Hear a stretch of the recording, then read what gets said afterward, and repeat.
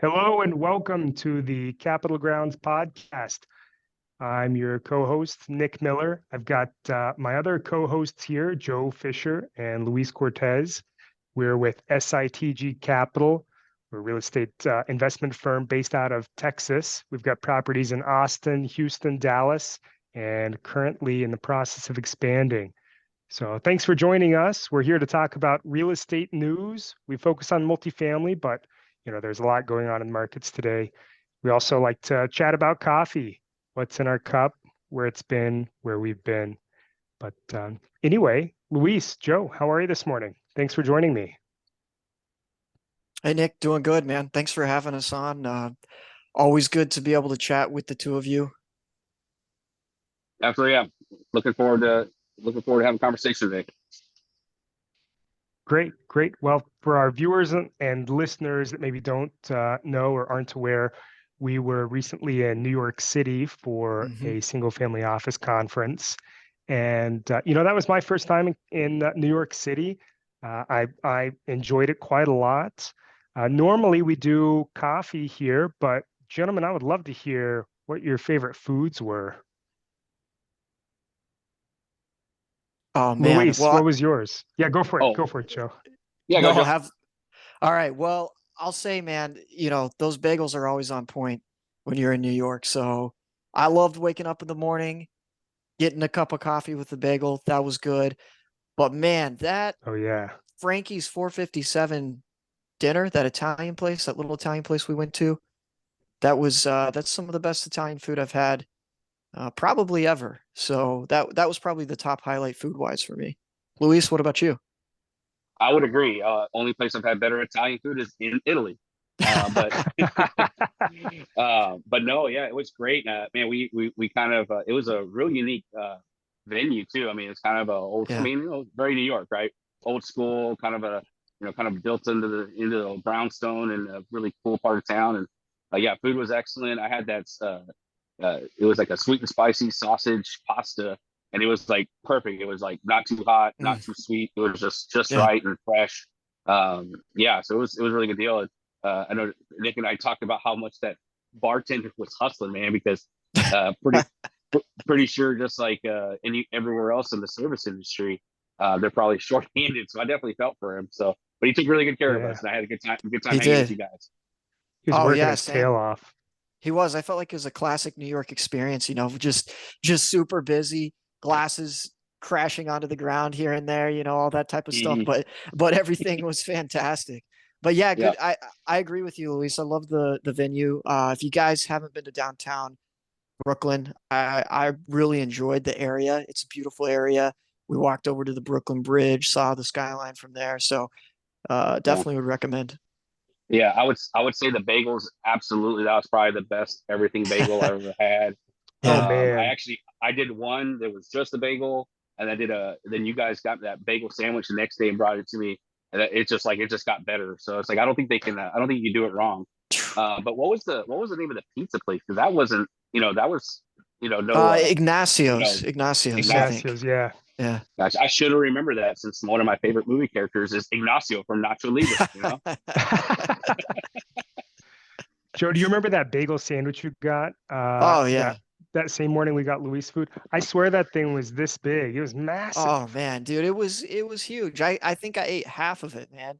And I just couldn't. I wanted to save it for later because it was so good and I didn't get to it. I do have one regret though, because somebody ordered a bagel and I think I heard it after my order, right? And it was like a cinnamon butter something. And I thought to myself, I was like, man, I should have tried that while I was there. But it was the Mm. last time we were getting one. So next time. Dang. You talked about Frankie's. That was great food. That was great food.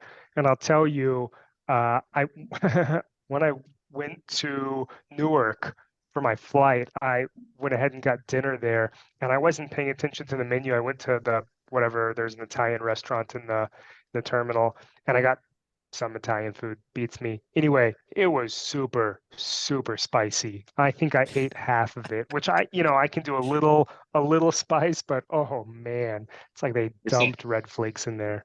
it's that Kansas Terrible. blood, boy. It's that Kansas blood. You need to dial it up. Yeah, I don't think I can do that. My wife, on the other hand, she's got me covered there, but you know, Tapatio is about as spicy as I can go. Oh wow. Okay, okay. I actually it's funny. It reminds me like my oldest man. He puts hot sauce on everything. It's almost like we Yeah. can't find stuff that's hot enough, but it makes perfect sense because Lydia, when she was pregnant with him, ate nothing but hot food, like hot wings, jalapenos, habanero salsa. I'm like, so I guess some of that had to make it in there. So yeah, Sure. and then my youngest is like the complete opposite. It's like black pepper is too spicy for That's Oh crazy, man. man, yeah, man. New York City, what a trip. What a trip. yeah. That was nice. It was a great trip. Yeah. Yeah, yeah, we'll talk more about it. Joe, normally we cover Mhm. current news. We've seen a lot of news about portfolios, particularly in Houston recently, that have been in some turmoil. But you recently explored some properties that were in pretty rough shape. Would love to hear more about your experience. Yeah, so I'll just do a high level recap because there's a lot of moving parts going on here. We were actually in New York. Part of the reason we were in New York was to talk to some basically an investment group there that had gotten involved in a situation that, isn't great for them right now. They're potentially looking at losing a large portion or all of their investment that they put into these properties. So, that conversation went really well. We tried to stress basically how we can go in there and we can turn it around because we do have the resources to be able to do that through our operational team. And we're dedicated to workforce housing in that regard. It's really important to be able to provide a safe, really well kept, livable place for lower income people. So, we're passionate about that, and they held that same kind of view. But these properties, unfortunately, got into a situation where the previous operator didn't really have that view. They let it go down and down and down and down until now we're at a point where so we looked at one property is a little over 1,000 units, another one a little over 700 units. And between the two of them, they're probably somewhere around 30% occupancy right now, Mm. with a couple hundred at each property being completely down, meaning they're not livable. They should be condemned. So it's Hold up. just a really tough situation. I just want to confirm 30% occupancy, a Yeah. 70% vacancy rate. 70% vacancy rate right now. Yeah, so they're Holy losing just smokes. on one Wow. property. On one property, they're losing about I want to say it's 2 million a month. I don't remember the Mm. specific number, but it's right around there. So it's a Wow. really tough situation. And we went there to look at the properties, and there's a lot of work that has to be done. It's going to take several years to turn them around. But again, there's a need in this space, and we think we're best equipped to be able to handle something like this.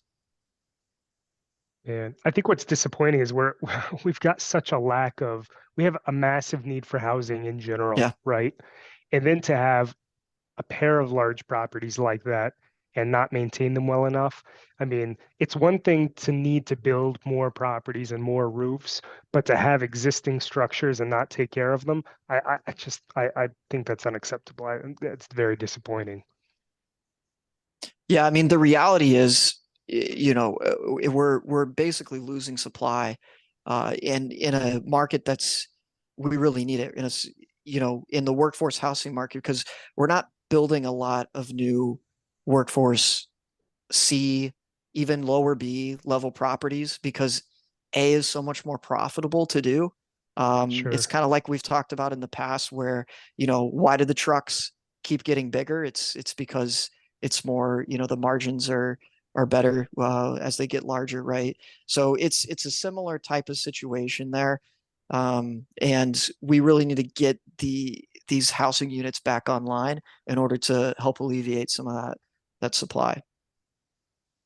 Mm. Luis, I don't Yeah, think I I've think ever heard 70% vacancy. Have you? I have not. It's actually startling. But it goes to show a couple things, right? It goes to show how dynamic our markets are, and there's way more risk to consider. And Mhm. sometimes, I think us as a group, we can see those things coming in because of our philosophy, our mindset, our strategy, right? And then there's other people out there that are just poor stewards of property and an asset, right? From a standpoint of asset management. I mean, there's no rhyme or reason that type of number should ever exist. I mean, that's an incredibly deep pain point in Yeah. in the financial models, right? I mean, you can't. It's almost unrecoverable, right? But I think a firm like ours probably stands the best chance to go in there and hopefully solve the problem, right? And I think we're definitely positioned to, and I think that's what makes us a strong candidate to go in there and help. And it's not just about the financial reward, right? It's really Right. more trying, our philosophy of taking care of those who are lost, right? Those lost communities that because of income, because of situations that they need, that housing has value to add to a community, and we need to be able to take care of and serve those communities and not forget about them. And I think that's what makes us a pretty special firm, because not everybody operates on that, right? So a lot of people, it's just about Yeah. the numbers. And to us, it's every bit as much about the people who are living there as much as it is about the financials. Yeah. Well said, Absolutely. Luis. No, you're Yeah. right. I mean, the other thing I would say too is a lot of this happened because there was a lot of inexperienced syndicators that took over large properties and had no idea what they were doing. Right. Our operator's done it for 30 years. So he knows the ins and outs of how to do this. And man, I'll tell you, it's he thinks this is going to be a worse situation than even 2008, particularly in this sector, right? Just because of how things have gone for rates, and then in the last 3 years, how many syndicators came out with little to no experience and bought up properties and then have basically run them into the ground. So he thinks it's going to be even worse. But Wow. on the buy side, it's a good buying opportunity, and hopefully, like you were saying, Luis, a good opportunity for us to help turn some of these communities around. Yeah, absolutely. Yeah, I mean, they Yeah. deserve the a Yeah. chance, right? I mean, they can't. Of course.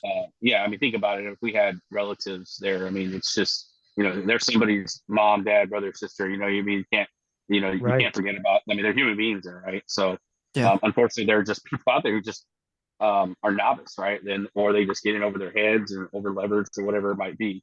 Right. But fortunately, there's folks out there like SITG and I think, like I said, it's really going to speak to our culture and to our philosophy of how we do business. If we one get the opportunity to take it over, if we can make it make sense, and two, if we can turn it around, I think it's going to do nothing but get people to really understand who we are. Agreed.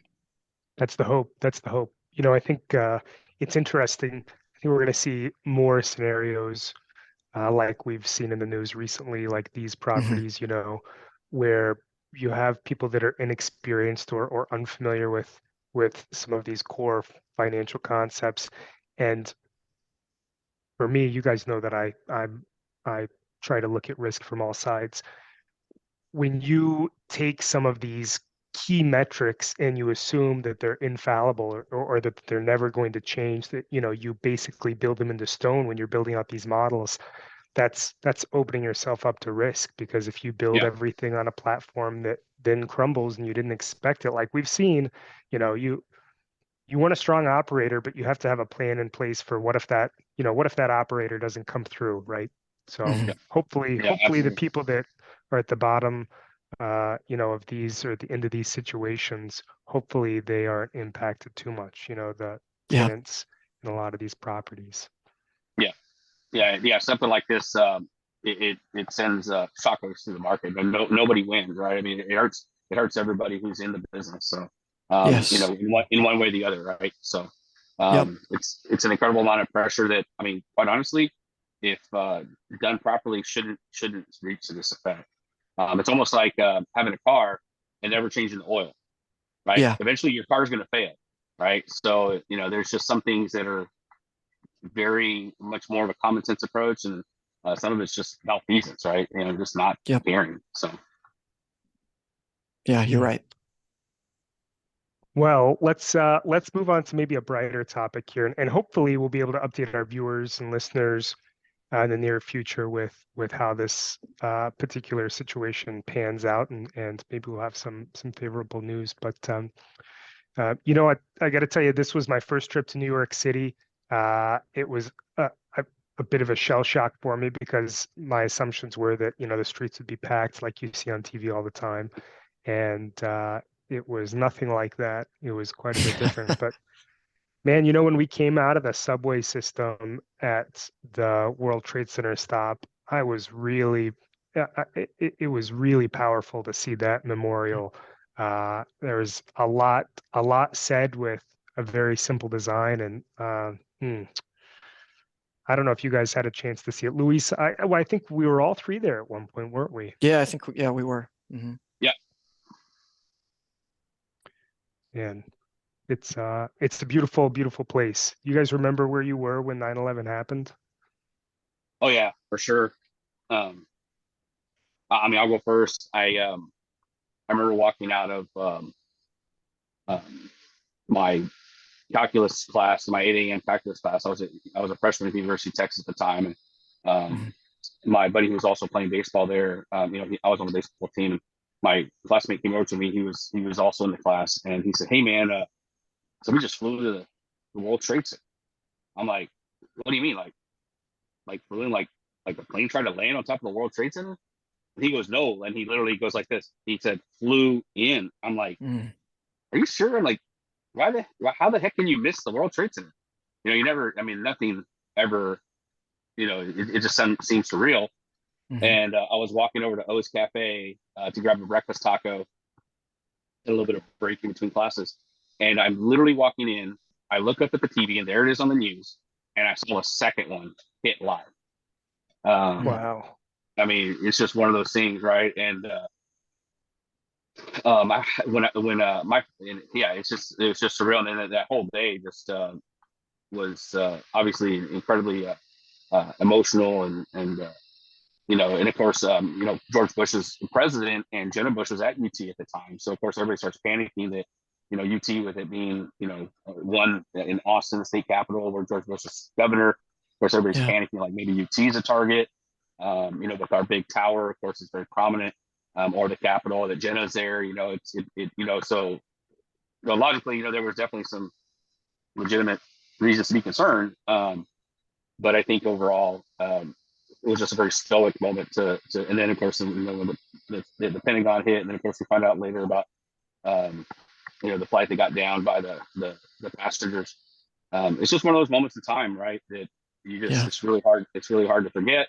In fact, probably never, obviously, like I say, we never forget. But my first trip to New York, I actually took my wife for her birthday to go to Broadway to watch Phantom of the Opera, which is one of our favorite movies, and I wanted to go see it live on Broadway. And the memorial wasn't even built yet, because that was like 2008. You know, Wow. I mean, there was still, at least to my recollection, I think it was under construction. I don't even think the Freedom Tower was raised then. No, I don't think it was. You're right. Yeah, because I mean, because I remember we were trying to get in, you know, but we went down there and you know, kind of had our moment of silence, but going there this time had a completely different. I mean, you see it on TV, right, and the services that they've held there, and yeah, it just gave a completely different meaning, right? I mean, there was a sense of pride as well as you know, a somber. It was also a somber moment, right? But yeah, it was definitely, you know, a time to remember, and I think that what was the greatest part of 9/11, I know that sounds weird to say, is that it was November. I'm sorry, not 11th, September 11th, was September 12th, right? I mean, because I mean, the country was so unified, and everybody was proud to be American. Everybody stood together, and I think it's that, you know, that resilience as a country. I hope, you know, we're obviously in such a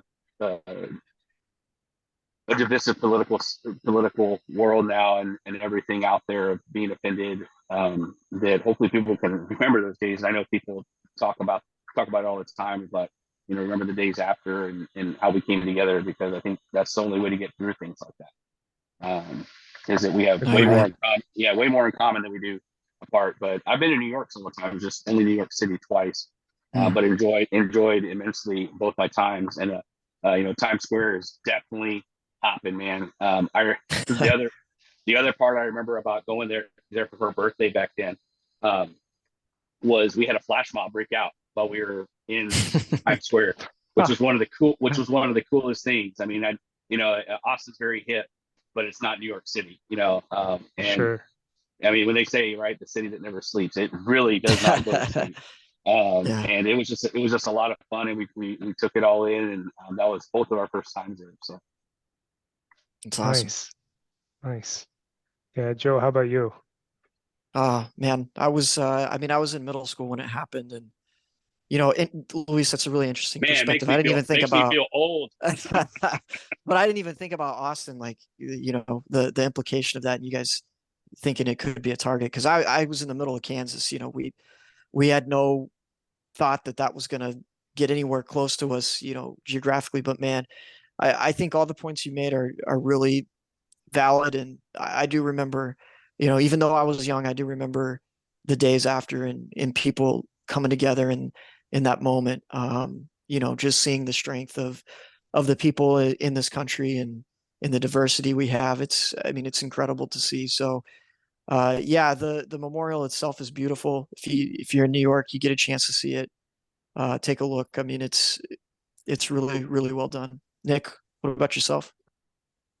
Yeah, Joe, I was in a similar boat. I was in middle school. I was in homeroom, and yeah, I remember seeing it on the TV. But I'll tell you, going to the actual location where it happened Mhm. was surreal because, I have memories of seeing it on the news, right? And of course, for several years after, we saw it replayed over and over. But actually being there helped me to better understand what actually happened, what that must have been like. And it was it was powerful. It was powerful. It was really, really powerful. But uh, anyway, hopefully we don't ever have to experience anything like that in our lifetimes again. Yeah. Mhm. Yeah, absolutely. But, well, gentlemen, I appreciate you taking the time to talk with me this morning. Would love to, connect again here in the near future. We've got our next episode next Tuesday. If you haven't checked out our website, check it out, www.sitgcapital.com, as you've heard today. And hopefully you hear just about every week. We've got a lot going on. We've got a lot of moving parts. And if you're interested in real estate, if you're interested in multifamily, give us a call. We would love to talk about your situation, what you're looking for, and see if maybe there's something we might do to help. But yeah, Luis, I think this is a good thing we've got going. I'm excited to have you on the show on a very regular basis. Yeah, man, it's a lot of fun. And just talking with other pros, I mean, colleagues, as well as just friends, right? Just getting to understand our experiences, and again, how we connect our passion for real estate and our passion for helping our clients accomplish their goals. I think that commonality. Hopefully, people can see that, and it resonates in what we're doing here, because that's really what we're trying to do, right? Is we're trying to serve others by giving them a quality offering that is, as you mentioned, as far as risk adjusted, and accomplishes not just goals for our clients, but goals for the people that are living in the places that we have, right? Absolutely. Yep. Yeah. Absolutely. Well, looking forward to talking again next week, gentlemen. If anything comes up in the meantime, let me know. If you're listening or watching us, give us a call. We'd love to chat. But in the meantime, have a good week, and we will look to see you next week. Thanks, gentlemen. Take care. Thanks, All right, guys. thanks, Joe. See y'all.